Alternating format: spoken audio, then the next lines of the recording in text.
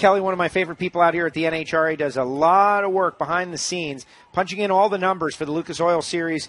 Racers out there, dads out there checking it out. Happy birthday, Steve. Josh Hart, the Arnell Carriers machine. New look. Josh out of Ocala, Florida. They came out of the wilderness. What's up, Fast Jack? Everybody waving to Fast Jack in that Graham Rahal Performance Chevy Camaro, looking mean. Jasmine Salinas, lane number 2. Clay Millican, lane 3. And Tony Stewart over there in lane number 4. A rematch of your last final. I was just about to say that I'm seeing things, Joe. I'm seeing a rematch in those 3 and 4 lanes. What we had at Pomona and Clay Millican coming out on top. I know Tony Stewart got so close, so close to his first win. And it's right around the corner, I have a feeling. Well, look, this is the track.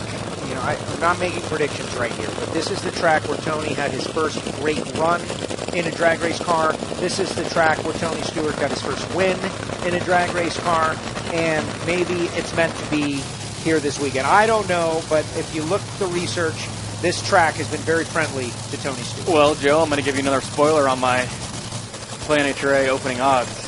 I picked Tony as our long shot. All right, there you go. Sorry, Tony. Josh Hart.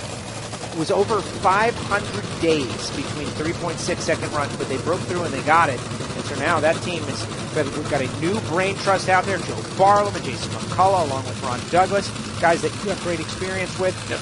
Really willing this thing to the next level. Jasmine Salinas, Clay Millican, see if we can keep it going. Just got the win for Lucas Oil Winners.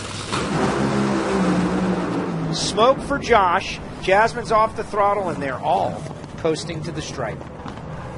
Yeah, you know, Joe, it's getting hotter as these sessions have gone on. And, you know, it's a tricky racetrack once it gets hot out there. At the beginning of the session was earlier in the day, but the sun has been beating on this the longer we've gone. So that may explain why we're seeing this in that quad.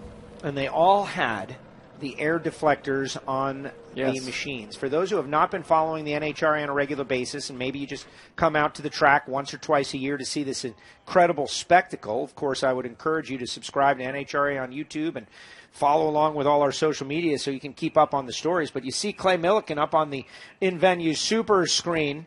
You could see that air deflector right in front of the engine. Some cars, those are no longer mandatory. You can have them or you can not have them. And some cars do not have them depending on the circumstances.